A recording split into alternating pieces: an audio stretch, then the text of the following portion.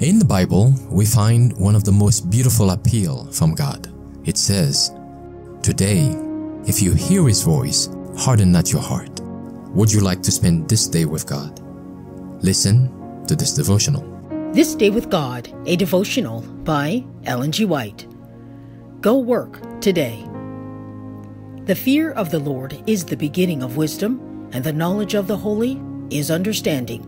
Proverbs 9, verse 10. Capabilities have been entrusted to every soul. These are talents to be improved by faithful service, that Christ at His coming may receive His own with usury. We hear much of the higher education as the world regards the subject, but those who are ignorant of the higher education as it was taught and exemplified in the life of Christ are ignorant of what constitutes the higher education. Higher education means conformity to the terms of salvation. It embraces the experience of daily looking unto Jesus and of working together with Christ for the saving of the perishing. Idleness is sin, for there is a world to be labored for. Christ gave His life to the work of uplifting the fallen and the sinful. Though He was the Prince of Heaven, He lived and suffered and died under the abuse and scorn of fallen men, and this that He might prepare for the human family mansions in the heavenly courts. Christ imparted instruction of the highest order.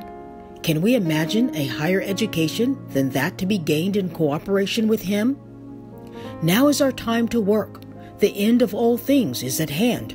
Soon the night cometh in which no man can work. This night is much nearer than many suppose. Lift up the man of Calvary before those who are living in sin. By pen and voice, labor to sweep back the false ideas that have taken possession of men's minds regarding the higher education.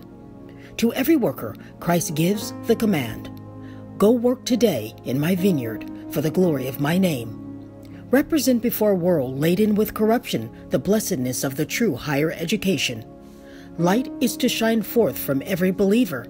The weary, the heavy-laden, the broken-hearted, and the perplexed are to be pointed to Christ, the source of all spiritual life and strength.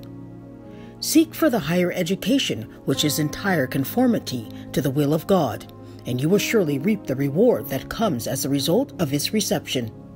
When you hourly place yourselves in that position where you can be the recipients of the blessing of God, the name of the Lord will be magnified through your lives.